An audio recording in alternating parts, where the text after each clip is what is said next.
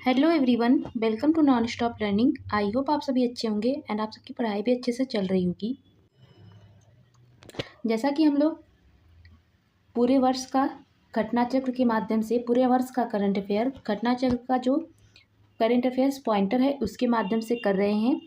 इसमें 30 मई 2025 से लेकर 15 जून 2026 तक के सारे करंट अफेयर्स दिए हुए हैं। आपका कोई भी एग्जाम है जिसमें करंट अफेयर्स के क्वेश्चन पूछे जाते हैं उसके लिए यह बुक हेल्पफुल साबित होगी। तो आइए शुरू करते हैं। इसके पहले मैंने इसके 9 पार्ट अपलोड कर दिए हैं। ये हमारा 10वां पार्ट है। इसके पहले मैंने इसके 9 पार्ट अपलोड कर दिए हैं। ये हमारा 10वां पार्ट है। आइए शुरू करते हैं। इसमें पहले दिया हुआ है 30 सितंबर 2025 तक भारतीय REITs का बाजार पूंजीकरण कितना था। तो ये 1.66 लाख करोड़ था। नेक्स्ट है, भारत ने हाल ही में किस देश के साथ व्यापक मुक्त समझौता पर हस्ताक्षर किए हैं। तो ये न्यूजीलैंड के साथ किया है। नेक्स्ट है, न्यूजीलैंड ने कितनी टैरिफ लाइनों पर शुल्क मुफ्त बाजार पेश किया है। तो 100%।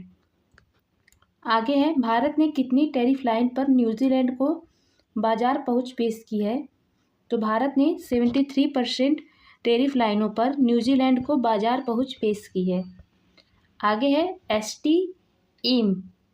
STEM स्नातकों को कितने वर्षों का पोस्ट स्टडी वर्क अधिकार मिलेगा। इन्हें 3 वर्ष का पोस्ट स्टडी वर्क का अधिकार मिलेगा। आगे है, अगले 15 वर्ष में न्यूजीलैंड भारत में कितना निवेश करेगा। तो ये $20 मिलियन का न्यूजीलैंड निवेश करने वाला है। आगे है, यह FTA वर्ष 2025 में भारत का कौन सा समझौता है। तो ये तीसरा समझौता है। यूनाइटेड किंगडम और ओमान के बाद भारत का यह तीसरा समझौता है। नेक्स्ट है, भारतीय एयरटेल के नए MD और CEO कौन नियुक्त हुए हैं। तो ये शाश्वत शर्मा नियुक्त हुए हैं।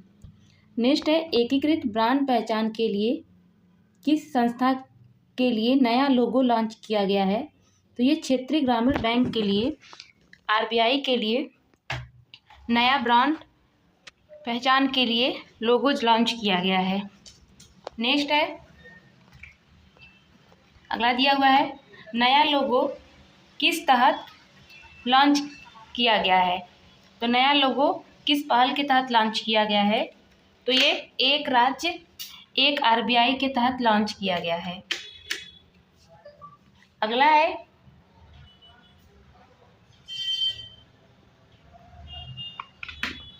कितने RRBs का विलय किया गया है। तो 26 RRBs का विलय किया गया है। नेक्स्ट क्वेश्चन है, विलय की प्रभावी तिथि क्या है। तो विलय की प्रभावी तिथि 1 मई 2025 है। नेक्स्ट है, वर्तमान में कितने RRBs कार्यरत हैं। तो वर्तमान में 28 RRBs कार्यरत हैं। नेक्स्ट है, लोगों ने ज्वाला किसका प्रतीक है। लोगों में ज्वाला किसका प्रतीक है। तो ये ज्ञान और शक्ति का प्रतीक है। आगे है, विश्व कोश का सबसे बड़ा मखाना उत्पादक देश कौन है। तो भारत सबसे बड़ा मखाना उत्पादक देश है। नेक्स्ट है, वैश्विक मखाना उत्पादन में भारत की हिस्सेदारी लगभग कितनी है। तो भारत की हिस्सेदारी 80% है। आगे है, राष्ट्रीय मखाना उत्पादन में किस राज्य का योगदान सबसे अधिक है। तो राष्ट्रीय मखाना उत्पादन में सबसे ज़्यादा योगदान बिहार का है। आगे है, बिहार का योगदान कितना है। तो बिहार का योगदान लगभग 85% है। नेक्स्ट है, दरभंगा में कौन सा ICAR संस्थान स्थित है। तो दरभंगा में राष्ट्रीय मखाना अनुसंधान केंद्र स्थित है। आगे चलते हैं, श्रमिकों के प्रशिक्षण हेतु श्रम एवं रोजगार मंत्रालय ने किसके साथ समझौते ज्ञापन पर हस्ताक्षर किए हैं। तो ये माइक्रोसॉफ्ट के साथ श्रम एवं रोजगार मंत्रालय ने समझौते ज्ञापन पर हस्ताक्षर किया है। आगे है, माइक्रोसॉफ्ट ने भारत में किस क्षेत्र में निवेश करने की घोषणा की है। तो माइक्रोसॉफ्ट ने भारत में क्लाउड और AI अवसंरचना तथा कौशल में निवेश की घोषणा की है। आगे है, माइक्रोसॉफ्ट ने भारत में कितना निवेश करने की घोषणा की है। माइक्रोसॉफ्ट ने भारत में $17.5 बिलियन निवेश की घोषणा की है। आगे है, माइक्रोसॉफ्ट के मुख्य कार्यकारी अधिकारी CEO का क्या नाम है? तो माइक्रोसॉफ्ट के मुख्य कार्यकारी CEO का नाम सत्य नडेला है। आगे है, अमेज़न ने भारत में वर्ष 2030 तक कितना निवेश करने की घोषणा की है? तो अमेज़न ने भारत में 2030 तक $35 बिलियन निवेश करने का घोषणा किया है। आगे है, भारत के बैंकिंग क्षेत्र में किन 2 प्रमुख उपलब्धियों को प्राप्त किया है? तो भारत ने गैर निष्पादित परिसंपत्तियों में गिरावट और लाभ का रिकॉर्ड स्तर की 2 उपलब्धियां प्राप्त की हैं। आगे चलते हैं, मार्च 2025 तक भारत के बैंकों में सकल और गैर निष्पादित संपत्तियां कितनी रहीं? तो ये 2.31% रहीं। नेक्स्ट है, सार्वजनिक क्षेत्र के बैंकों की सकल गैर निष्पादित परिसंपत्तियां घटकर कितनी हो गई? तो ये 2.58% हो गई। नेक्स्ट है, सार्वजनिक क्षेत्र के बैंकों का लाभ फाइनेंशियल ईयर 2022-23 से फाइनेंशियल ईयर 2025-26 तक कितना बढ़ा? तो ये 1.05 लाख करोड़ से 1.98 करोड़ बढ़ा है। नेक्स्ट है, UPI को ट्रांजैक्शन वॉल्यूम के हिस्सा से दुनिया का सबसे बड़ा रिटेल फास्ट पेमेंट सिस्टम किसने माना है? तो ये अंतर्राष्ट्रीय मुद्रा कोष ने माना है।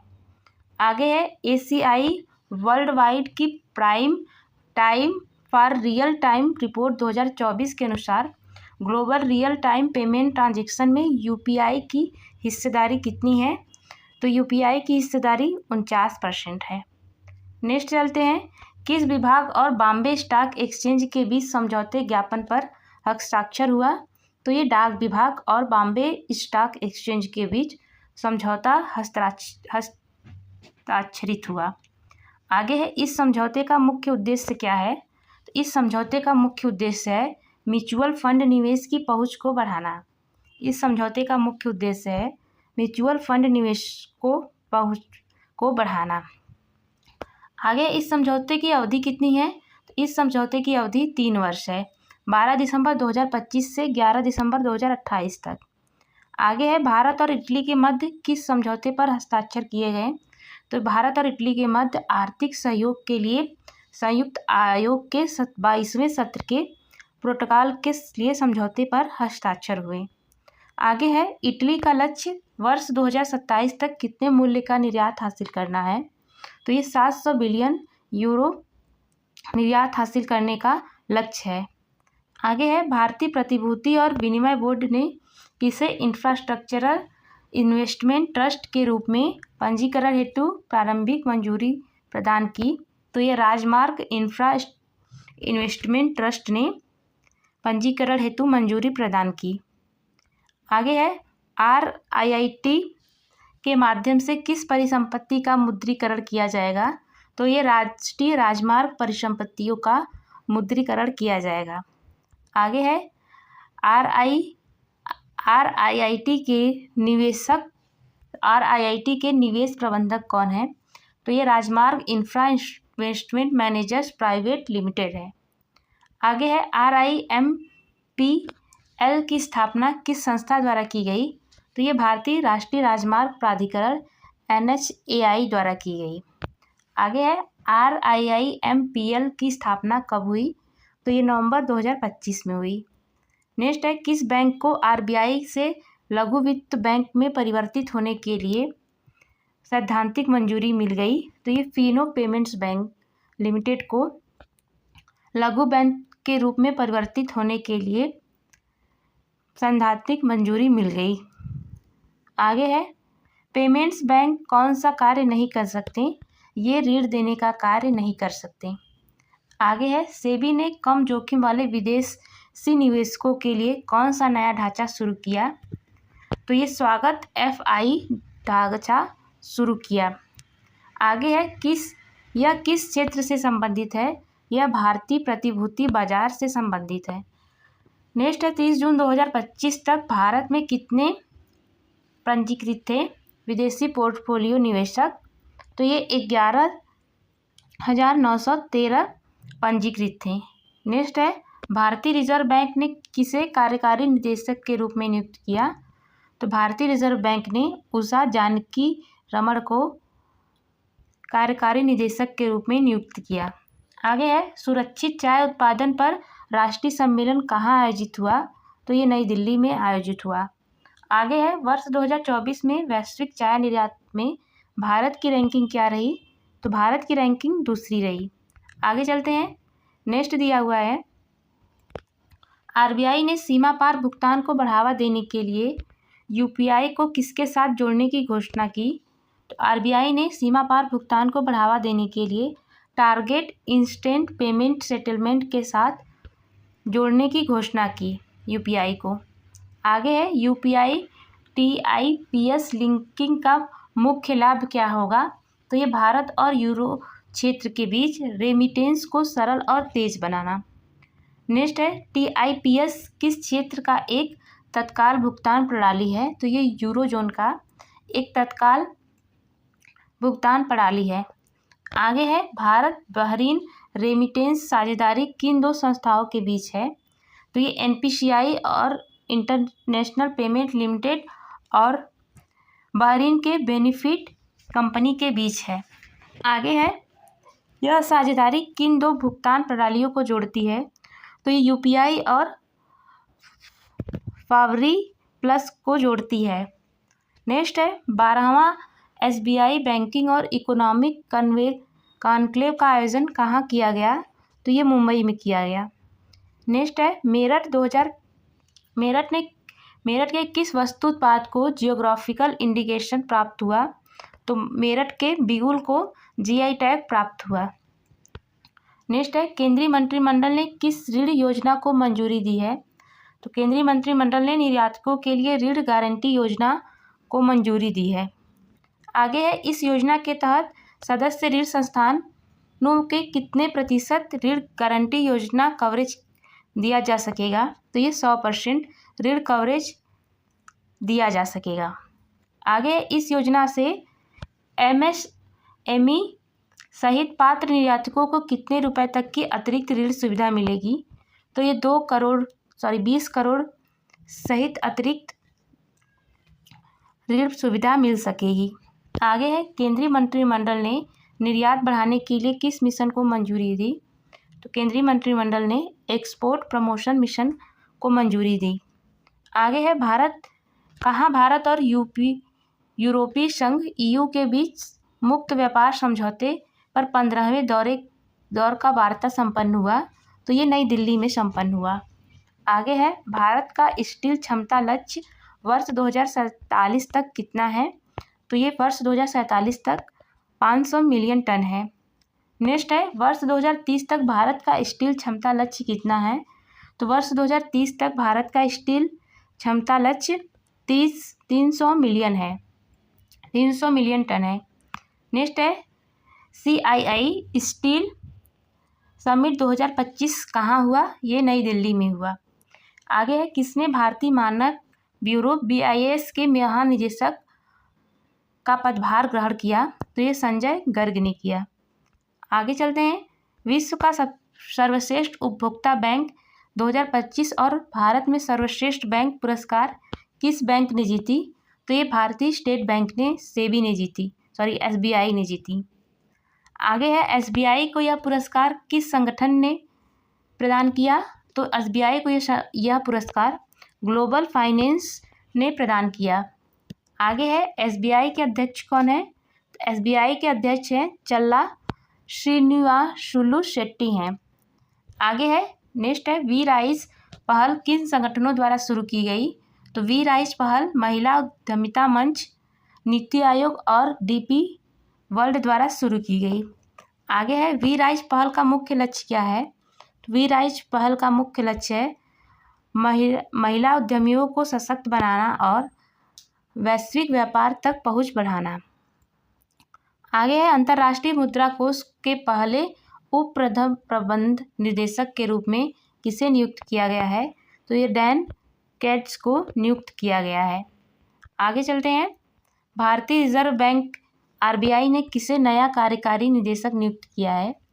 तो सोनाली सेन गुप्ता को RBI ने नया कार्यकारी निदेशक नियुक्त किया है।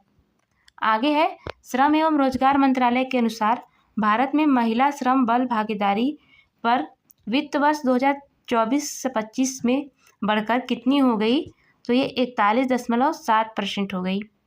नेक्स्ट है, भारत में वित्त वर्ष 2017-18 में महिला श्रम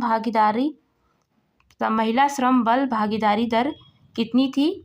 तो ये 23.3% थी। आगे है, प्रधानमंत्री धन कृषि योजना किसने प्रारंभ की?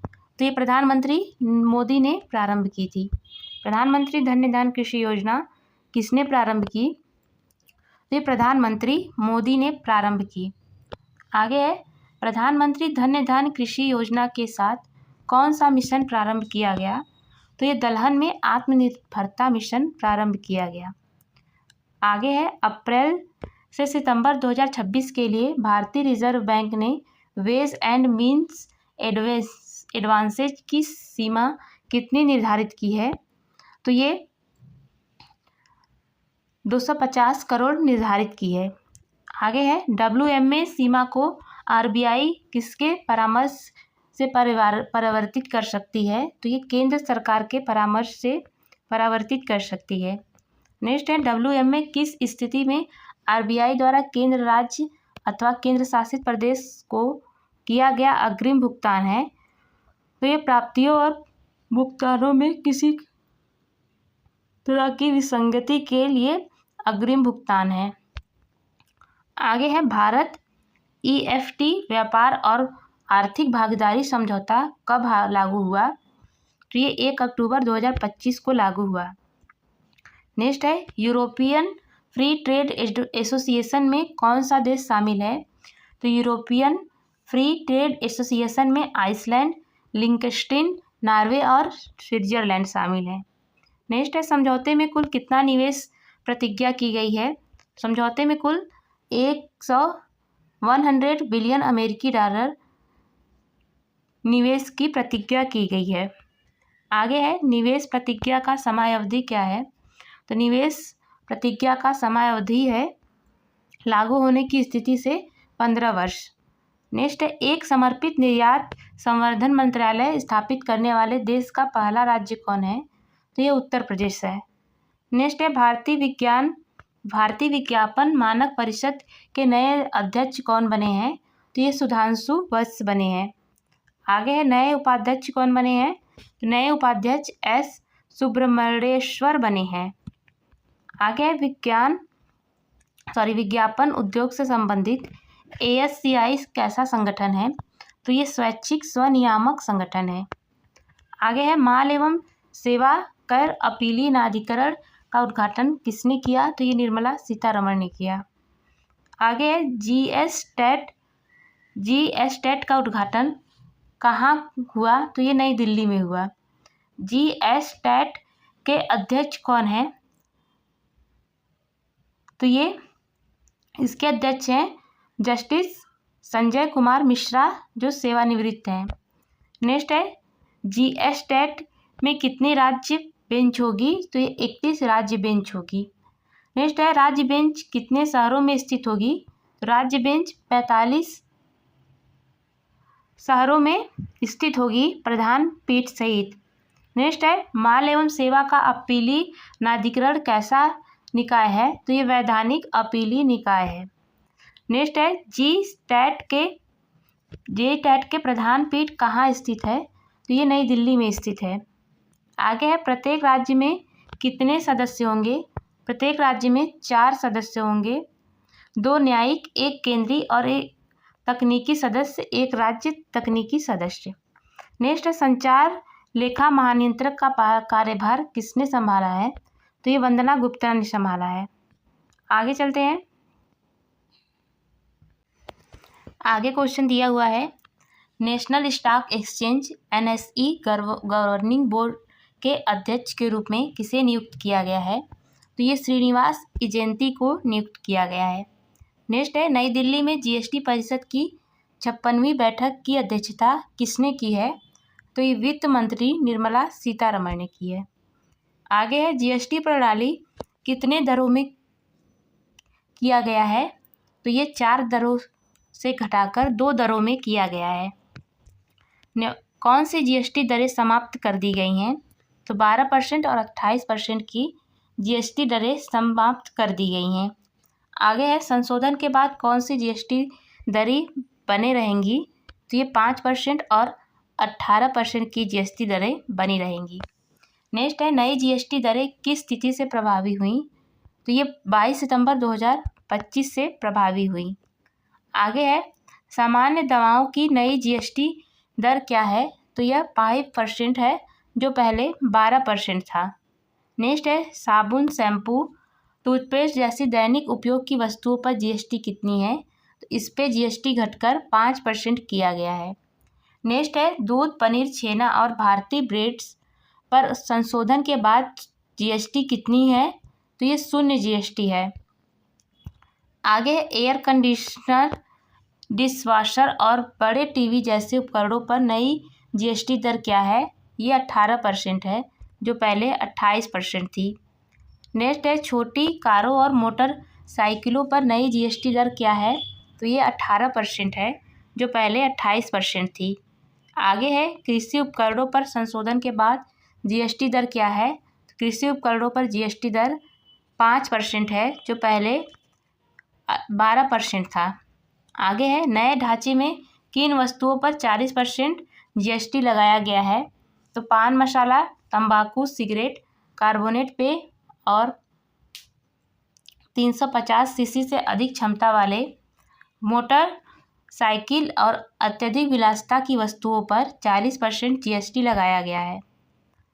आगे है, कृषि खाद्य निर्यात को बढ़ावा देने हेतु कौन सा पहल शुरू किया गया? इसके लिए भारतीय पहल शुरू किया गया। आगे है, भारतीय किसकी पहल है? तो ये कृषि और प्रसंस्करण खाद्य उत्पाद निर्यात विकास प्राधिकरण का पहल है। आगे है,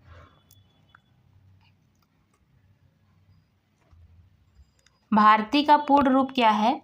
तो इसका पूर्ण रूप है Bharat hub for agritech resilience advantage and incubation for export और इनेबलमेंट। नेक्स्ट है, एपिडा ने वर्ष 2030 तक कितना कृषि निर्यात का लक्ष्य रखा है? तो एपिडा ने वर्ष 2030 तक $50 अरब का कृषि निर्यात का लक्ष्य रखा है। आगे है, अर्नस्ट एंड यंग रिपोर्ट के अनुसार भारत वर्ष 2038 तक क्रय शक्ति क्षमता के आधार पर दुनिया की कौन सी अर्थव्यवस्था बन सकता है? तो यह दुनिया की दूसरी अर्थव्यवस्था बन सकता है। आगे वर्ष 2038 तक भारत की अनुमानित जीडीपी कितनी होगी? तो ये $34.2 ट्रिलियन की अनुमानित जीडीपी होगी। आगे है, नई दिल्ली ने अपना पहली स्टार्टअप समर्पित शाखा किस बैंक में खोली? तो ये पंजाब नेशनल बैंक में खोली। आगे है, एसबीआई आर्थिक अनुसंधान विभाग के अनुसार यूपीआई उपयोग में पहला स्थान किस राज्य का है? ये महाराष्ट्र राज्य का है। आगे है, यूपीआई उपयोग में दूसरा और तीसरा किस राज्यों का है? तो दूसरा कर्नाटक का और तीसरा उत्तर प्रदेश राज्य का है। नेक्स्ट है, पिछले दशक में कितने भारतीय गरीबों से बाहर निकले? तो पिछले दशक 2011 से 23 में 302 मिलियन भारतीय गरीबी से बाहर निकले। आगे है, यह आंकड़ा किस आधार पर है? तो ये समान संसाधन वितरण के आधार पर है। नेक्स्ट है, वर्ष 2011-12 में गरीबी दर कितनी थी? तो ये 29.5% थी। आगे चलते हैं, वर्ष 2022-23 में गरीबी दर कितनी रही? तो वर्ष 2022-23 में गरीबी दर 4% रही। आगे है, भारत का कौन सा सबसे बड़ा ऑटोमोबाइल बाज़ार है? तो भारत विश्व का तीसरा सबसे बड़ा ऑटोमोबाइल बाज़ार है, लगभग 22 लाख करोड़ का। आगे है, अमेरिकी ऑटोमोबाइल उद्योग मूल्य कितना है? तो अमेरिकी ऑटोमोबाइल उद्योग का मूल्य 78 लाख करोड़ है। नेक्स्ट है, चीन का ऑटोमोबाइल उद्योग मूल्य कितना है, तो ये 49 लाख करोड़ रुपए है। नेक्स्ट है, लोकसभा ने कराधान विधि संशोधन विधेयक 2025 और आयकर विधेयक 2025 कब पारित किया, तो ये 11 अगस्त 2025 को पारित किया। नेक्स्ट है, नया आयकर विधेयक कब से लागू हुआ, तो नया आयकर विधेयक 1 अप्रैल 2026 से लागू हुआ। नेक्स्ट है, इसमें किस पुराने कानून को प्रतिस्थापित किया, इसने आयकर अधिनियम 1961 को प्रतिस्थापित किया। नेक्स्ट है, अब करदाता कितने वर्षों तक अपना रिटर्न अपडेट कर सकते हैं, तो ये 4 वर्षों तक। नेक्स्ट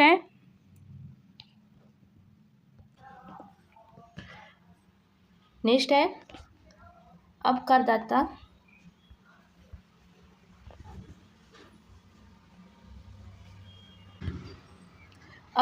कितने वर्षों तक अपना रिटर्न अपडेट कर सकते हैं, तो ये 4 वर्षों तक। आगे है, भारत विश्व का कौन सा सबसे बड़ा विमानन बाजार बना है, तो भारत विश्व का सबसे बड़ा विमानन बाजार बना है। आगे वर्ष 2024 में भारत ने कितने यात्रियों को संभाला, तो भारत ने 211 मिलियन यात्रियों को संभाला। आगे है, वर्ष 2024 में विश्व का सबसे बड़ा विमानन बाजार कौन सा देश था, तो ये अमेरिका रहा, जो 876 मिलियन विमानन बाजार इसका रहा। नेक्स्ट है, विश्व का सबसे व्यस्त हवाई अड्डा कौन सा रहा, तो विश्व का सबसे व्यस्त हवाई अड्डा जेजू सियोल हवाई अड्डा रहा। नेक्स्ट है, शीर्ष 10 व्यस्त हवाई अड्डों जोड़ियों में दिल्ली मुंबई को कौन सा स्थान मिला, तो दिल्ली मुंबई को 7वां स्थान मिला। आगे है, अरब डॉलर के अवसर का द्वार खोलना, 200 अरब डॉलर के अवसर का द्वार खोलना भारत में इलेक्ट्रिक वाहन रिपोर्ट किस संस्था ने जारी की, तो ये नीति आयोग ने जारी की। आगे है, वर्ष 2030 तक कुल वाहनों में कितने ईवी का लक्ष्य रखा गया है, इलेक्ट्रिक व्हीकल का, तो 30% इलेक्ट्रिक व्हीकल का लक्ष्य रखा गया है। नेक्स्ट है, यूपीआई के नए नियम कब लागू हुए, तो यूपीआई के नए नियम 1 अगस्त 2025 से लागू हुए। आगे है, यूपीआई ऐप से एक दिन में कितनी बार बैलेंस चेक किया जा सकता है, तो यूपीआई ऐप से एक दिन में 50 बार बैलेंस चेक किया जा सकता है। नेक्स्ट है, यूपीआई लेन देन की स्थिति की जांच कितनी बार की जा सकती है, तो ये 3 बार जांच की जा सकती है। नेक्स्ट है, विदेश से आने वाले प्रेषण रेमिटन को बेहतर बनाने के लिए किसने गैर प्रकटीकरण समझौता किया, तो ये डाक विभाग और एनपीसीआई इंटरनेशनल पेमेंट लिमिटेड ने समझौता किया। आगे है, एनपीसीआई इंटरनेशनल पेमेंट लिमिटेड किसकी अंतर्राष्ट्रीय शाखा है, तो ये भारतीय राष्ट्रीय भुगतान निगम की अंतर्राष्ट्रीय शाखा है। नेक्स्ट है, समझौते के अंतर्गत किन 2 प्लेटफॉर्म का उपयोग किया गया, तो समझौते के अंतर्गत यूनिफाइड पेमेंट इंटरफेस और universal post union convention platform का उपयोग किया गया। आगे है, भारतीय मूल के किस प्रसिद्ध अर्थशास्त्री का निधन हो गया, तो लॉर्ड मेघनाथ देसाई का निधन हो गया। आगे है, वह वर्ष 1951 से किस सदन के सदस्य थे, तो हाउस ऑफ लॉर्ड्स यूके के सदस्य थे। नेक्स्ट है, बैंकिंग कानून संशोधन अधिनियम 2025 कब से प्रभावी हुआ, तो ये 1 अगस्त 2025 से प्रभावी हुआ। आगे चलते हैं, सहकारी बैंकों में निदेशकों के अधिकतम कार्यकाल को 8 वर्ष से बढ़ाकर कितना किया गया, तो ये 10 वर्ष किया गया।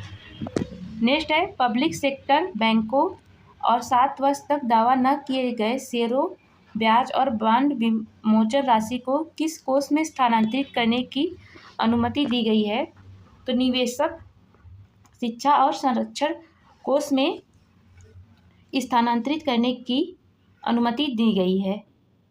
नेक्स्ट है, उचित ब्याज की नई सीमा कितनी है, तो उचित ब्याज की नई सीमा 2 करोड़ है, पुरानी सीमा 5 लाख थी। आगे है, मॉर्गन स्टैनली के अनुसार वर्ष 2030-35 के मध्य कौन से भारतीय राज्य 1 ट्रिलियन की सकल राज्य उत्पाद प्राप्त कर सकते हैं? तो ये महाराष्ट्र, तमिलनाडु, गुजरात, उत्तर प्रदेश और कर्नाटक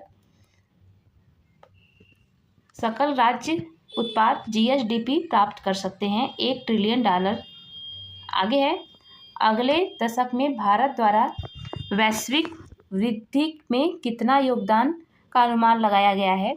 तो लगभग 20% वैश्विक वृद्धि का अनुमान, वैश्विक वृद्धि में योगदान का अनुमान लगाया गया है। नेक्स्ट है, राष्ट्रीय वित्तीय रिपोर्टिंग प्राधिकरण NFRA के अध्यक्ष का कार्यभार किसने संभाला? तो ये नितिन गुप्ता ने संभाला। आगे है, मॉर्गन स्टैनली के अनुसार भारत कब तक दुनिया का तीसरा सबसे बड़ा अर्थव्यवस्था बन जाएगा? तो वर्ष 2028 तक भारत दुनिया का तीसरा सबसे बड़ा अर्थव्यवस्था बन जाएगा। नेक्स्ट है, वर्ष 2035 तक भारत की GDP कितनी होने का अनुमान है? तो यह वर्ष 2035 तक भारत की GDP $10.6 ट्रिलियन होने का अनुमान है। आगे है, मई 2026 में भारतीय अर्थव्यवस्था का आकार कितना है? तो यह लगभग $4.15 ट्रिलियन होने का आकार है। आगे है, भारत ने किस देश के साथ ऐतिहासिक मुक्त व्यापार समझौते पर हस्ताक्षर किया है? तो भारत ने यूनाइटेड किंगडम के साथ ऐतिहासिक मुक्त बाजार समझौते पर हस्ताक्षर किए हैं। आगे है, वर्ष 2030 तक भारत ब्रिटेन व्यापार को कितना करने का लक्ष्य रखा गया है? तो यह $112 बिलियन का लक्ष्य है। नेक्स्ट है, बिल्स ऑफ लैंडिंग 2025 विधेयक किस पुराने कानून को प्रस्तावित करेगा? तो यह भारतीय लैंडिंग अधिनियम 1856 को प्रतिस्थापित करेगा। आगे है, यह लैंडिंग बिल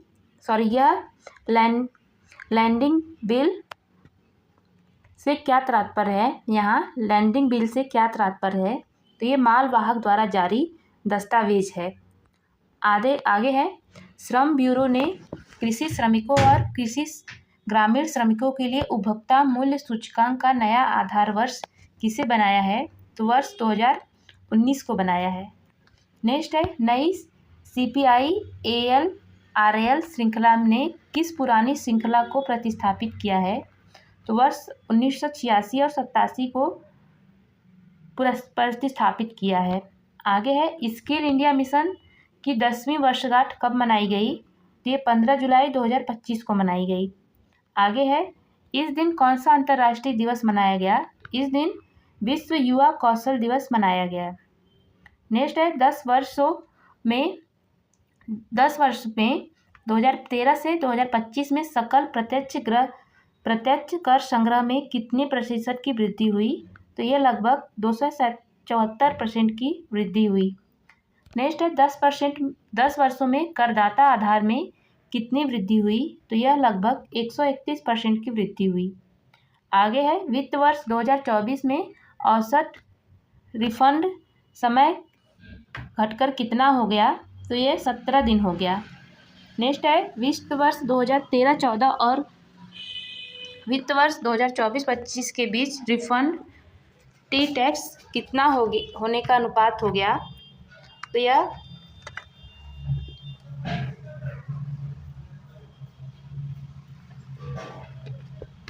11.5 से बढ़कर 17.6 हो गया प्रतिशत। आगे है, घरेलू उपयोग व्यय सर्वेक्षण वर्ष 2022-23 और वर्ष 2023-24 किसने जारी किया? तो यह राष्ट्रीय सांख्यिकी कार्यालय NSO ने जारी किया। आगे है, वर्ष 2023-24 में ग्रामीण भारत का प्रति व्यक्ति प्रतिदिन औसत कैलोरी सेवन कितना था? तो ये 2212 किलो कैलोरी प्रति व्यक्ति था। आगे है, वर्ष 2023-24 में शहरी भारत का प्रति व्यक्ति प्रतिदिन औसत कैलोरी सेवन कितना था? तो ये 2240 किलो कैलोरी था।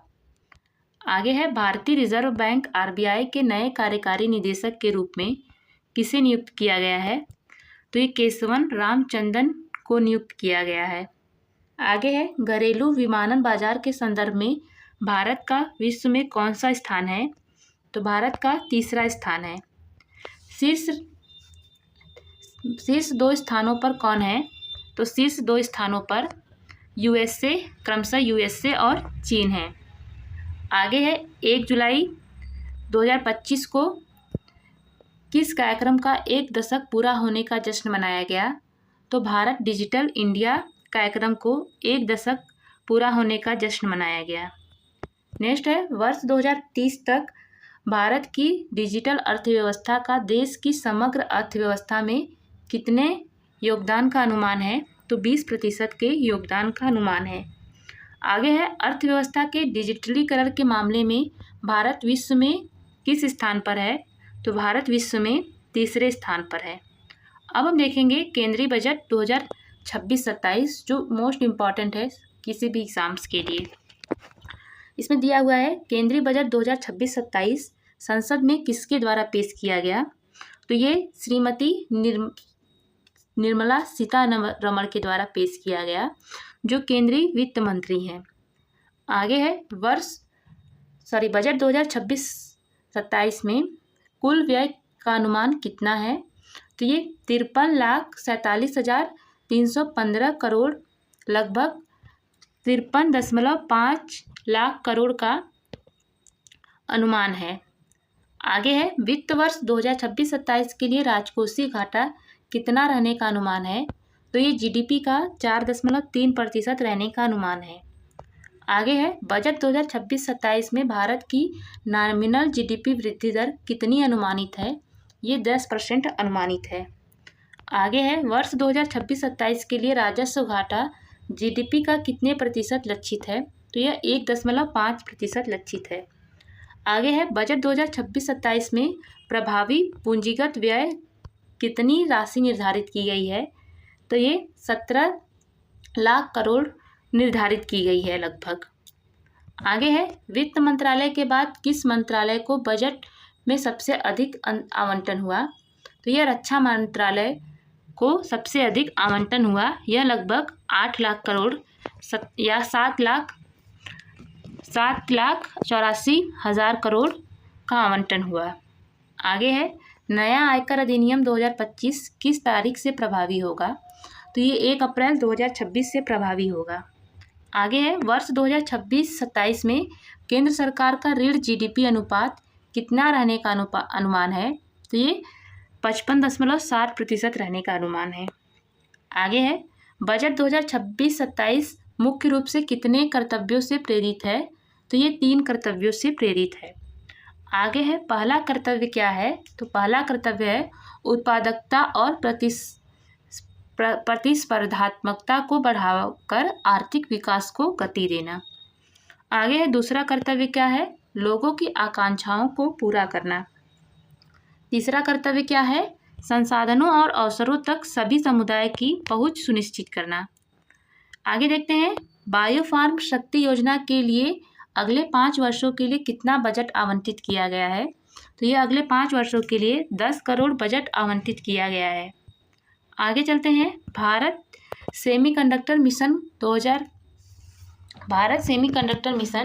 2.0 का मुख्य उद्देश्य क्या है? इसका मुख्य उद्देश्य है उपकरण निर्माण, आईपी डिजाइन और आपूर्ति। आगे है आपूर्ति श्रृंखला को मजबूत करना। नेक्स्ट है इंडिया इलेक्ट्रॉनिक्स कलपुर्जी विनिर्माण योजना का बजट बढ़कर कितना कर दिया गया है? तो ये 40,000 करोड़ कर दिया गया है। नेक्स्ट है दुर्लभ धातु गलियारे की स्थापना किन राज्यों में की जाएगी? ये उड़ीसा, केरल, आंध्र प्रदेश और तमिलनाडु में की जाएगी। आगे है कपड़ा क्षेत्र के लिए घोषित राष्ट्रीय फाइबर योजना का मुख्य केंद्र क्या है? तो ये प्राकृतिक, विनिर्मित और नए जमाने के फाइबर में आत्मनिर्भरता इसका मुख्य केंद्र है। आगे है महात्मा गांधी ग्राम स्वराज पहल किन का उद्देश्य किन क्षेत्रों को मजबूत देना है? तो ये खादी और हथकरघा और हस्तशिल्प स्वराज पहल को मजबूती देना है। नेक्स्ट है बजट में कितने लीगेंसी औद्योगिक समूहों के पुनरुद्धार का प्रस्ताव है। तो ये 200 क्लस्टर औद्योगिक समूहों के पुनरुद्धार का प्रस्ताव है। आगे है एमएसएमई की सहायता के लिए एमएसएमई ग्रोथ फंड हेतु कितनी राशि आवंटित की गई? तो ये 10,000 करोड़ की राशि आवंटित की गई। आगे है आत्मनिर्भर भारत फंड 2021 को बजट 2026-27 में कितना अतिरिक्त समर्थन दिया गया? तो इसमें 2,000 करोड़ का अतिरिक्त समर्थन दिया गया। आगे है बजट के अनुसार कुल व्यय में ब्याज भुगतान का हिस्सा कितना प्रतिशत है? तो ब्याज भुगतान का हिस्सा 26% है। आगे है इंफ्रास्ट्रक्चर रिस्क गारंटी फंड की स्थापना का मुख्य उद्देश्य क्या है? इसका मुख्य उद्देश्य है निजी विकासकर्ताओं का भरोसा बढ़ाना। आगे है नया सर्पिल माल गलियारा किन 2 शहरों को जोड़ेगा? तो ये सूरत पश्चिम और दानाकुनी पूर्व को जोड़ेगा।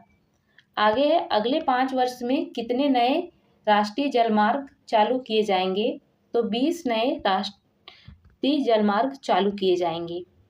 आगे है तटीय कार्गो प्रमोशन स्कीम का लक्ष्य वर्ष 2027 तक अंतर्देशीय जलमार्गों की हिस्सेदारी कितनी करना है? तो ये 6% से बढ़ाकर 12% करना है। आगे है कार्बन कैप्चर उपयोग और भंडारण प्रौद्योगिकियों के लिए 5 वर्ष हेतु कितना आवंटन है? तो 5 वर्ष हेतु 200 करोड़ रुपए आवंटन है। आगे है शहरी आर्थिक क्षेत्रों के विकास हेतु कितनी राशि आवंटित है? तो ये 5,000 करोड़ राशि आवंटित है। आगे है बजट में कितने नए हाई स्पीड रेल कॉरिडोर विकसित करने का प्रस्ताव है? तो बजट में 7 हाई स्पीड रेल कॉरिडोर विकसित करने का प्रस्ताव है। आगे है म्युनिसिपल बांड जारी करने के लिए 1,000 करोड़ से अधिक बांड पर कितना प्रोत्साहन दिया जाएगा? तो 1,000 करोड़ से अधिक बांड पर 100 करोड़ प्रोत्साहन दिया जाएगा। आगे है शिक्षा से रोजगार एवं उद्यम स्थायी समिति का लक्ष्य भारत की वैश्विक सेवा हिस्सेदारी 2047 तक कितनी करना है? तो ये 10% करना है। नेक्स्ट है संबद्ध स्वास्थ्य पेशेवरों के लिए अगले 5 वर्ष में कितने नए पद जोड़े जाएंगे? कितने नए पद जोड़ने का लक्ष्य है? तो ये 1 लाख नए पद जोड़ने का लक्ष्य है। आगे है वर्ष 2026-27 के लिए विनिवेश का लक्ष्य कितना रखा गया है? तो ये 80,000 करोड़ का विनिवेश का लक्ष्य रखा गया है। आगे है बजट 2026 केंद्र सरकार द्वारा राज्यों को पूंजीगत व्यय के लिए कितने विशेष ऋण का प्रावधान किया गया है? तो ये 185,000 करोड़ के विशेष ऋण का प्रावधान किया गया है। यह 50 वर्षीय ब्याज मुक्त ऋण है। आगे है स्वास्थ्य क्षेत्र में कितने नए अखिल भारतीय आयुर्वेद संस्थान स्थापित किए जाएंगे? 3 नए अखिल भारतीय आयुर्वेद संस्थान स्थापित किए जाएंगे। आगे है आयुष के लिए पारंपरिक दवाओं के अनुसंधान हेतु WHO वैश्विक केंद्र का उन्नयन कहाँ किया जाएगा?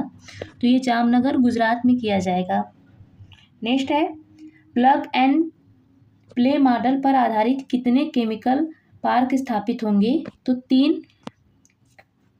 केमिकल पार्क स्थापित होंगे।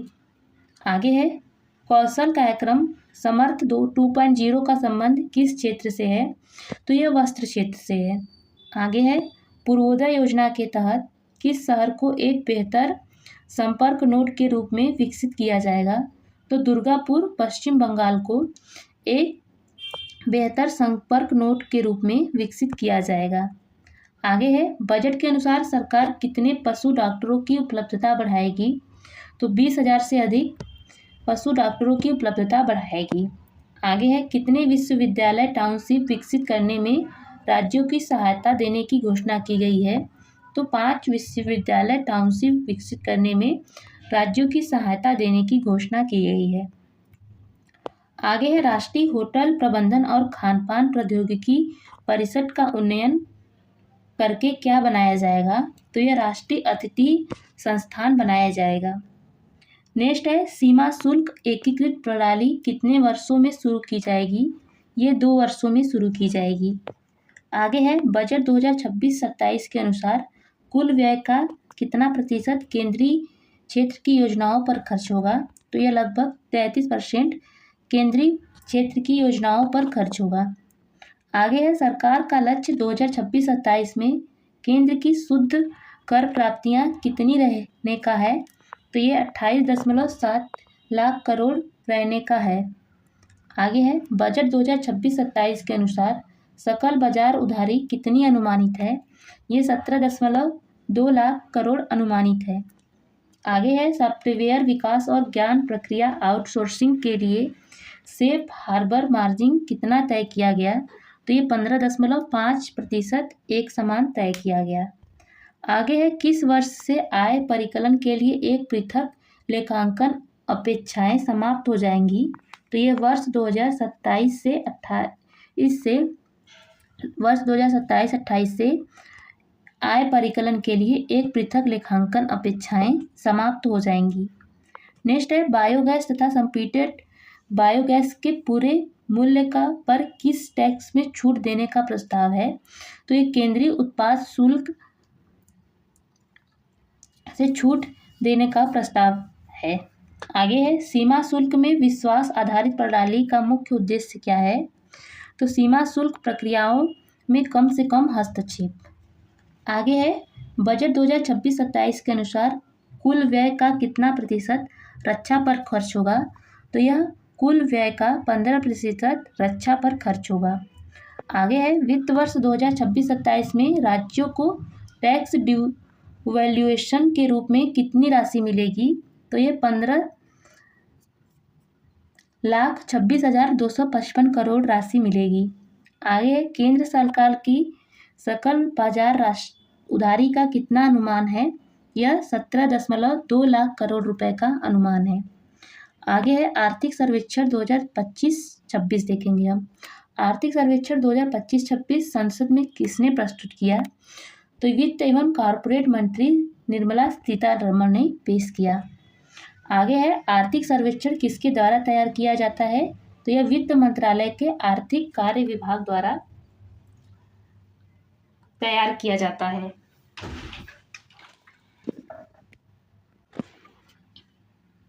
आगे है आर्थिक सर्वेक्षण के अनुसार अर्थव्यवस्था की स्थिति कैसी बताई गई है? तो नाजुक और अनिश्चित बताई गई है। नेक्स्ट है आर्थिक सर्वेक्षण के अनुसार भारत लगातार कितने वर्षों से तेजी से बढ़ने वाली प्रमुख अर्थव्यवस्था बना हुआ है? तो लगातार चौथे वर्ष से भारत।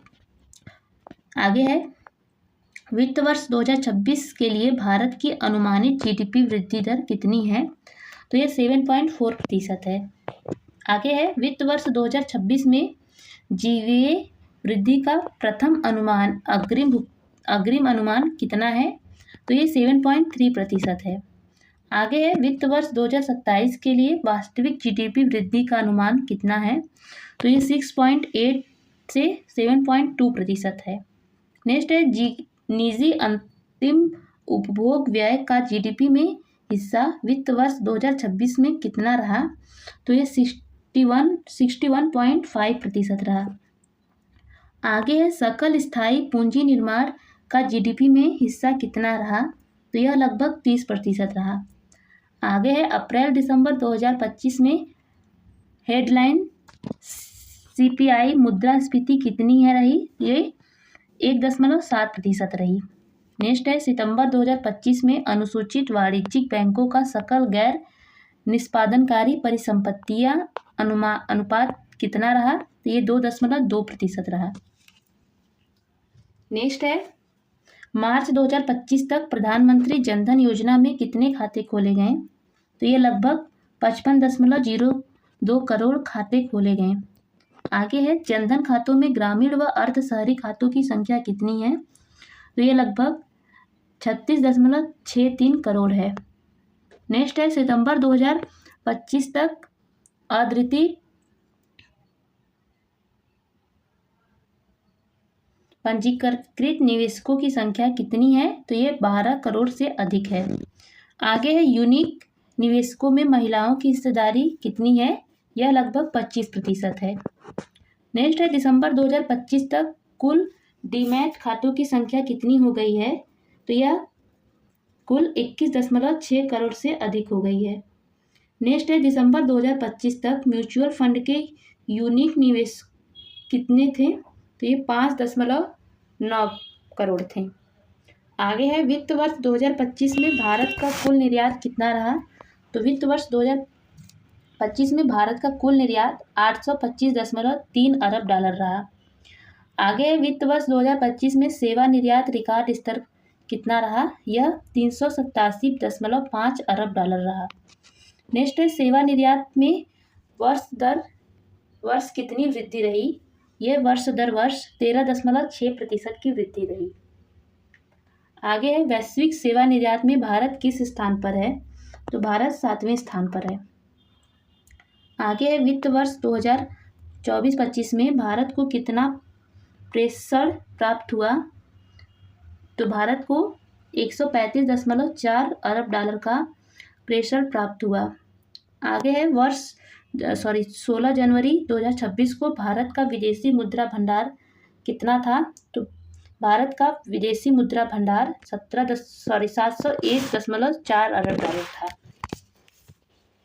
आगे है यह विदेशी मुद्रा भंडार कितने महीनों से आयात को कवर करता है? तो ये लगभग 11 महीने के आयात को कवर करता है। आगे है वित्त वर्ष 2026 की पहली छमाही में सेवा क्षेत्र की वृद्धि कितनी रही? तो ये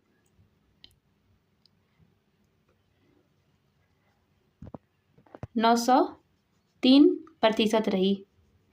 आगे है वित्त वर्ष 2026 की पहली छमाही में सेवाओं का जीडीपी में हिस्सा कितना रहा? तो 53.6% रहा। आगे है सेवाओं का जीवीए में हिस्सा कितना रहा? तो ये 56.4% रहा। आगे है वित्त वर्ष 2026 की पहली तिमाही में विनिर्माण जीवीए वृद्धि कितनी रही? तो ये 7.72% रहा। आगे है वित्त वर्ष 2026 की दूसरी छमाही में विनिर्माण जीवीए वृद्धि कितनी रही? ये 9.13% रहा। आगे है उत्पादन संबंधी प्रोत्साहन योजनाओं के अंतर्गत कुल वास्तविक निवेश कितना हुआ? तो ये 2 लाख करोड़ रुपए से अधिक निवेश रहा। आगे चलते हैं PIL योजना से कुल अतिरिक्त उत्पादन बिक्री कितनी हुई? यह 18.7 लाख करोड़ रुपए से अधिक वृद्धि हुई। आगे है PLI योजना से कितने रोजगार सृजित हुए?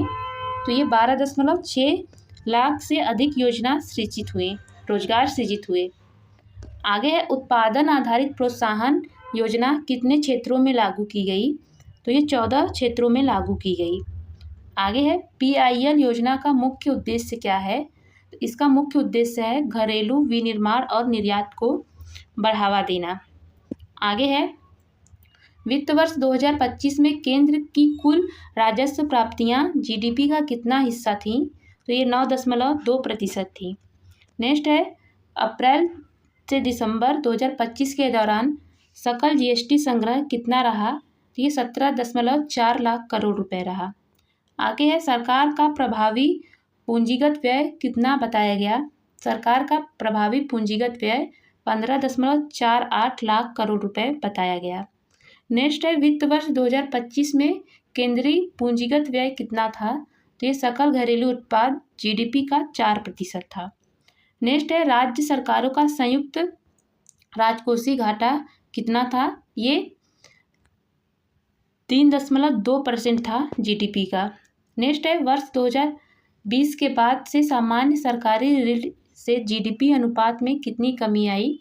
तो ये लगभग 7.1% की कमी आई। नेक्स्ट है बजट अनुमान 2026-27 में ऋण से GDP अनुपात कितना रहने का अनुमान है? तो ये 55.6% रहने का अनुमान है। आगे है भारत का गिरता हुआ ऋण से GDP अनुपात धीरे धीरे किस व्यय को कम करने के साधनों से मुक्त करेगा? तो यह ब्याज भुगतान कम करके साधनों को मुक्त करेगा। आगे है वर्ष 2030-31 तक ऋण से GDP अनुपात घटकर कितना करने का लक्ष्य है? तो ये 50+1-1% करने का लक्ष्य है। आगे है आयकर रिटर्न दाखिल करने वालों की संख्या बढ़कर कितनी हो गई है। तो आयकर रिटर्न दाखिल करने वालों की संख्या बढ़कर 9.2 करोड़ फाइलर्स हो गई है। आगे है अप्रैल से दिसंबर 2025 में ईवी व्हील वॉल्यूम की सालाना वृद्धि दर कितनी रही। तो यह लगभग 21% रही। आगे है सेमीकंडक्टर परियोजनाएं कितने राज्यों में स्थापित की जा रही हैं। ये 6 राज्यों में स्थापित की जा रही हैं। आगे है भारत में सेमीकंडक्टर मिशन का मुख्य उद्देश्य क्या है। तो घरेलू चिप निर्माण क्षमता विकसित करना। आगे है साल 2025 में भारत में कुल हवाई अड्डों की संख्या कितनी हो गई थी। तो साल 2025 में भारत में कुल हवाई अड्डों की संख्या 164 हो गई थी। आगे है राष्ट्रीय राजमार्ग हाई स्पीड कॉरिडोर की लंबाई दिसंबर 2025 में कितनी हो गई। तो यह लगभग 5364 किलोमीटर हो गई। आगे है नवंबर 2025 तक देश की कुल विद्युत स्थापित क्षमताएं कितनी थी। तो ये 509.74 गीगावाट थी। आगे है नवंबर 2025 तक कुल ऊर्जा उत्पादन क्षमता में नवीकरणीय ऊर्जा की हिस्सेदारी कितनी रही। तो यह लगभग 49.83% रही। आगे है भारत की बिजली वितरण कंपनियों की कुल तकनीकी एवं वाणिज्यिक घाटा वित्त वर्ष 2025 में घटकर कितना हुआ। तो यह 15.04% हुआ। आगे है जल जीवन मिशन के तहत अक्टूबर 2025 तक ग्रामीण परिवारों में नल जल सुविधा उपलब्ध कितनी थी। तो यह 81% से अधिक थी। आगे है वैश्विक नवाचार सूचकांक 2025 में भारत की रैंक क्या थी। भारत की रैंक 38वीं थी, 38वीं। नेक्स्ट है भारत का वैश्विक सामान्य निर्यात में हिस्सा बढ़कर कितना हो गया। तो भारत का 1.8% हो गया हिस्सा। आगे है वैश्विक वाणिज्य सेवा निर्यात में भारत का हिस्सा अब लगभग कितना है। तो यह लगभग 4.3% है। आगे है राष्ट्रीय करियर सेवा NCS पोर्टल पर वित्त वर्ष 2025 में प्रकाशित रिक्तियों की संख्या कितनी रही। तो यह 2.8 करोड़ से अधिक रिक्तियां रहीं। आगे है ई श्रम पोर्टल जनवरी 2026 तक कुल कितने असंगठित कामगार पंजीकृत थे। तो ई श्रम पोर्टल पर 2026 तक कुल 31 करोड़ से अधिक असंगठित कामगार पंजीकृत थे। नेक्स्ट है पीएम किसान के तहत अब तक कितनी राशि की भुगतान की गई। तो यह 4.09 लाख करोड़ से अधिक राशि की अब तक भुगतान की गई। आगे है कृषि वर्ष 2024-25 में खाद्यान्न उत्पादन कितना रहा।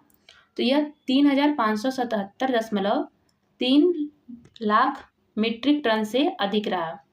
नेक्स्ट है कृषि वर्ष 2024-25 में बागवानी उत्पादन कितना रहा था। तो यह 362.08 मिलियन टन रहा। आगे है मत्स्य पालन में 2014 से 24 के दौरान उत्पादन वृद्धि कितनी रही। तो यह 140% से अधिक वृद्धि रही 2004 से 14 की तुलना में। आगे है पीएम सेतु योजना के तहत कुल कितने सरकारी औद्योगिक प्रशिक्षण संस्थानों ITI को अपग्रेड करने का प्रस्ताव है। तो ये 1000 सरकारी ITI जिसमें 200 हब और 800 स्पोक अपग्रेड करने का प्रस्ताव है। आगे है academic bank of credit ABC में कितने उच्च शिक्षण संस्थान शामिल किए गए हैं। तो इसमें 2660 उच्च शिक्षण संस्थान शामिल किए गए हैं। आगे है नई शिक्षा नीति NEP के लक्ष्य 2035 के लिए लचीली प्रवेश निकास व्यवस्था अपनाने वाले विश्वविद्यालयों की संख्या कितनी हो गई। तो ये 153 विश्वविद्यालय हो गया। आगे है जून 2025 तक उच्च शिक्षण संस्थानों की कुल संख्या क्या थी। तो ये 70,000 उच्च शिक्षा संस्थानों की संख्या थी। आगे है, देश में कुल स्कूलों की संख्या कितनी दर्ज की गई है? देश में कुल स्कूलों की संख्या 14.71 लाख स्कूल की संख्या दर्ज की गई है। आगे है, अप्रैल नवंबर 2025 में के दौरान भारत में कुल प्रत्यक्ष विदेशी निवेश कितना आया? तो यह 64.7 अरब अमेरिकी डॉलर आया। नेक्स्ट है, वित्त वर्ष 2026 की दूसरी तिमाही में भारत का चालू घाटा जीडीपी का कितना रहा? तो यह लगभग 1.3% रहा। नेक्स्ट है, वित्त वर्ष 2026 की पहली तिमाही की तुलना में दूसरी तिमाही में नए रोजगार सृजित हुए। कितने रोजगार सृजित हुए? तो यह लगभग 8.7 लाख नए रोजगार सृजित हुए। नेक्स्ट है, वित्त वर्ष 2026 की दूसरी तिमाही में 15 वर्ष के ऊपर कितने लोग रोजगार में थे? तो ये लगभग 56.2 करोड़ लोग रोजगार में थे। आगे है, संगठित विनिर्माण क्षेत्र में वित्त वर्ष 2024 में रोजगार में कितनी वृद्धि दर्ज हुई? तो ये लगभग 6% की वृद्धि दर्ज हुई। नेक्स्ट है, वित्त वर्ष 2023 की तुलना में वित्त वर्ष 2024 में विनिर्माण क्षेत्र में कितनी नौकरियां बढ़ीं? तो यह लगभग 10 लाख से अधिक नौकरियां बढ़ीं। आगे है, भारत में 5G सेवाएं देश के कितने प्रतिशत जिलों तक पहुंच चुकी हैं? तो ये लगभग 99.9% जिलों तक पहुंच चुकी हैं। आगे है, भारत में टेली डेंसिटी दूर घनत्व लगभग कितना है? तो यह लगभग 86.76% है।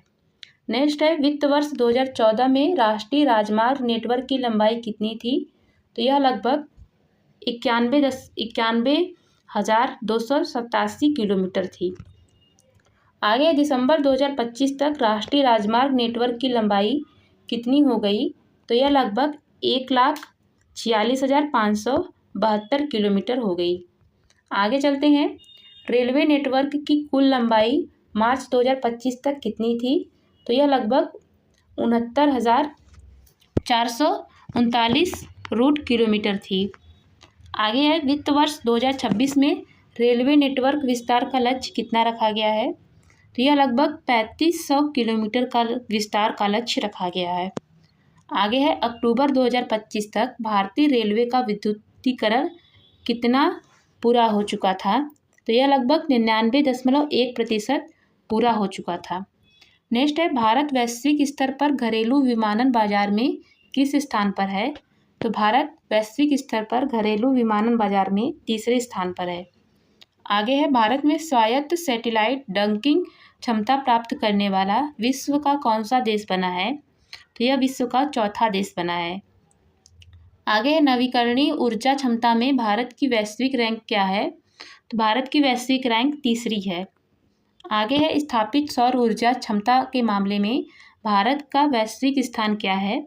भारत का वैश्विक स्थान तीसरा है। नेक्स्ट है, वर्तमान में भारत में कुल कितने प्रौद्योगिकी संस्थान IIT हैं? तो वर्तमान में कुल 23 IIT हैं। आगे है, वर्तमान में कुल कितने भारतीय प्रबंधन संस्थान हैं? तो वर्तमान में कुल 21 IIM हैं। नेक्स्ट है, वर्तमान में भारत में कुल कितने अखिल भारतीय आयुर्वेद संस्थान एम्स हैं? तो 20 एम्स हैं। आगे है, भारत के अंतर्राष्ट्रीय IIT कैंपस किन 2 स्थानों पर स्थापित किए गए हैं? तो ये जांजिबार तंजानिया और अबू धाबी UAE में स्थापित किए गए हैं। नेक्स्ट है, प्राथमिक स्तर 1 कक्षा 1 से 5 तक सकल नामांकन अनुपात कितना है? तो यह लगभग 90.9% है। उच्च स्तर 6 से 8 तक का सकल नामांकन अनुपात कितना है? यह लगभग 90.3% है। नेक्स्ट है, माध्यमिक स्तर कक्षा 9 से 10 का सकल नामांकन अनुपात कितना है? यह लगभग 78.7% है। आगे है, उच्च माध्यमिक स्तर का सकल नामांकन अनुपात कितना है? तो यह लगभग 58.4% है। नेक्स्ट है, वर्ष 1990 के बाद भारत में मातृ मृत्यु दर में लगभग कितनी कमी आई है? तो भारत में मातृ मृत्यु दर में लगभग 86% की कमी आई है। नेक्स्ट है, वर्ष 1990 से 2023 के बीच 5 वर्ष से कम आयु के बच्चों की मृत्यु दर में लगभग कितनी कमी आई है? तो लगभग 78% की कमी आई है। नेक्स्ट है, भारत की स्कूली शिक्षा प्रणाली में कुल कितने छात्र पढ़ते हैं? तो ये लगभग 24.69 करोड़ छात्र पढ़ते हैं। आगे है, भारत में स्कूली शिक्षा प्रणाली में कुल कितने शिक्षक कार्यरत हैं? तो लगभग 1.01 करोड़ शिक्षक कार्यरत हैं। आगे है, कुल विद्यालयों में सरकारी विद्यालय का प्रतिशत कितना है? तो यह लगभग 69% है। आगे है, कुल नामांकित छात्रों में कितने सरकारी स्कूल में पढ़ते हैं? तो लगभग 50% सरकारी स्कूल में पढ़ते हैं।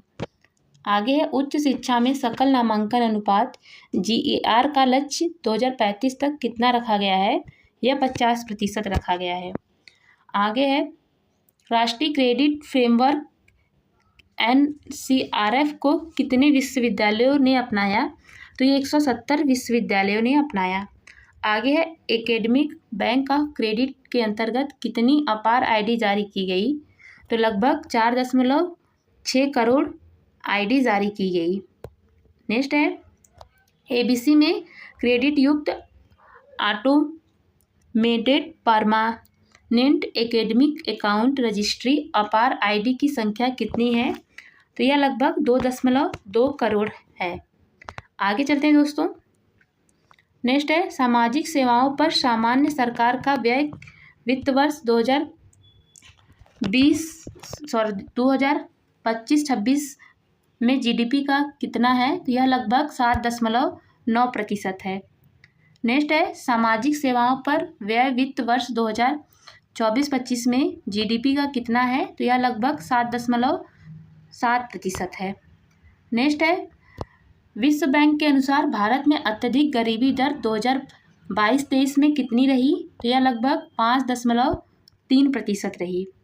नेक्स्ट है, जून 2025 में विश्व बैंक द्वारा गरीबी रेखा को बढ़ाकर कितना कर दिया गया? तो ये $3 प्रतिदिन कर दिया गया।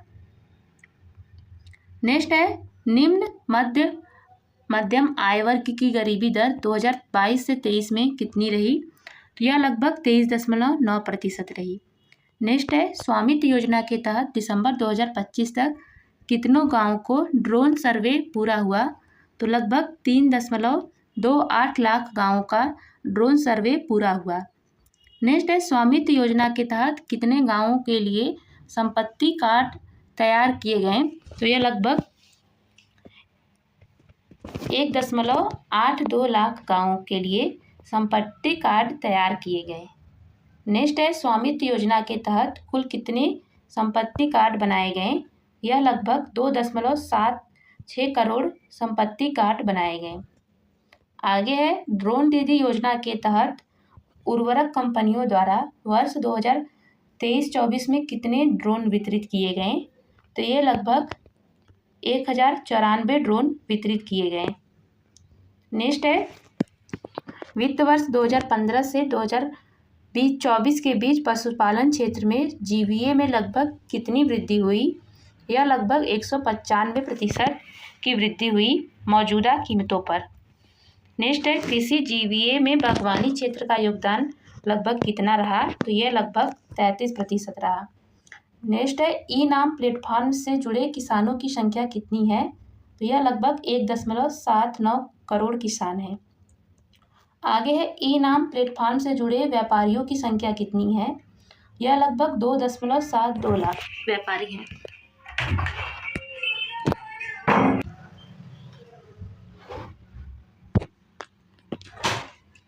नेक्स्ट है, ई-नाम प्लेटफॉर्म कितने किसान उत्पादक संगठन से जुड़े हैं?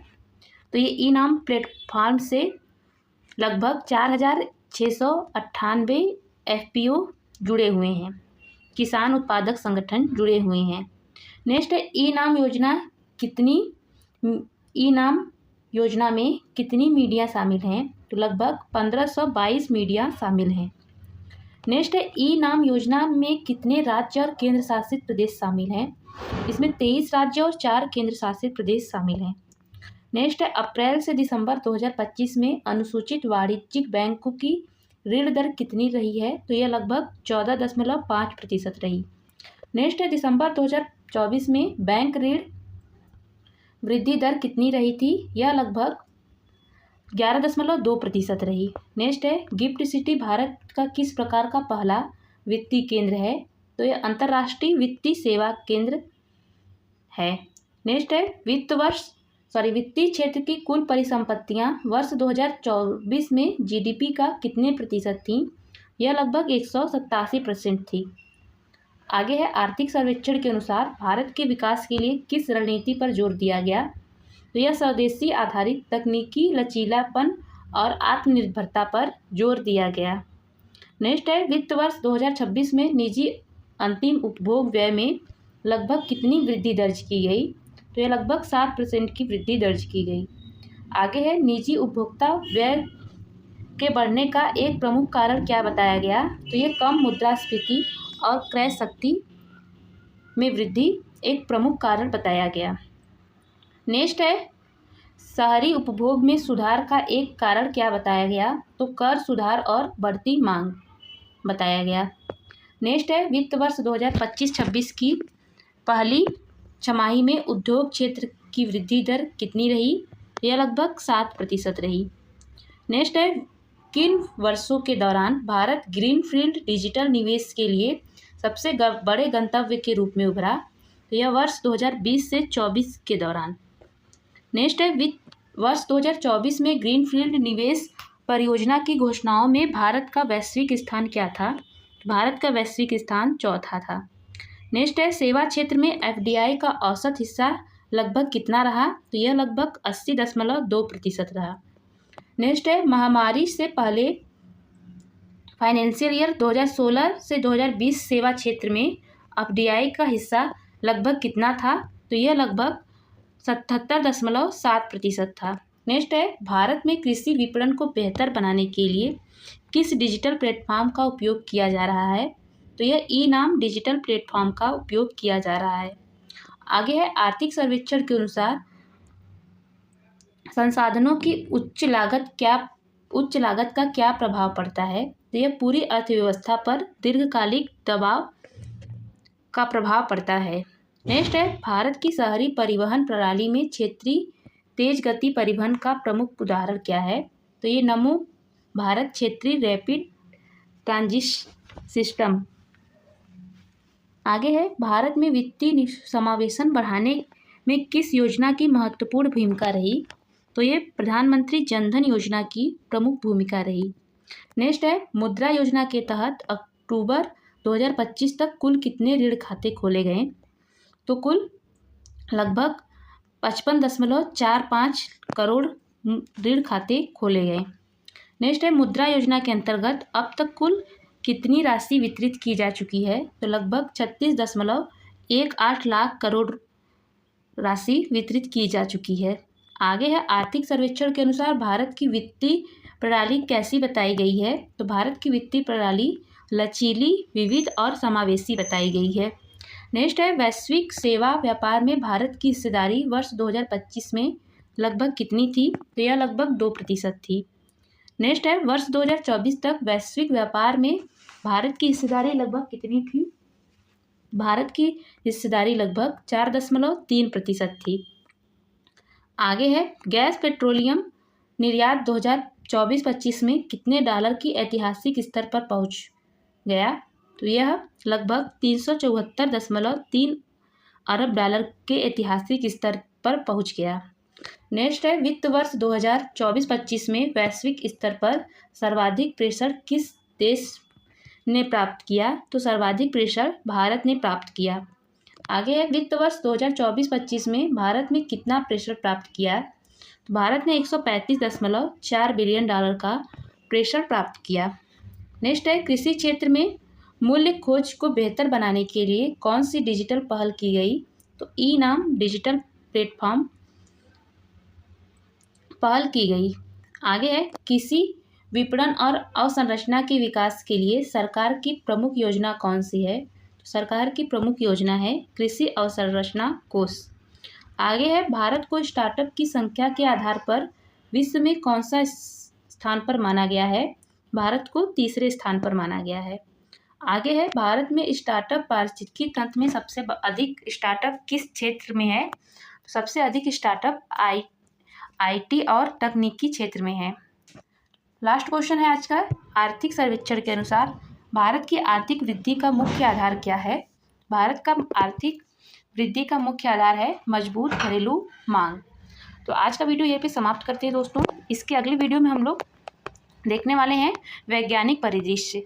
तो वीडियो कैसी लगी कमेंट बॉक्स में ज़रूर बताइएगा। वीडियो अच्छी लगी, आपको मेरी मेहनत पसंद आई तो वीडियो को लाइक एंड अपने दोस्तों में भी शेयर जरूर करिएगा और एक छोटा सा कमेंट हम लोगों मेरे लिए ज़रूर करिएगा, ताकि हमें भी आप लोगों के प्यार भरे कमेंट देखकर बहुत ही खुशी महसूस होती है। मिलते हैं नेक्स्ट वीडियो में।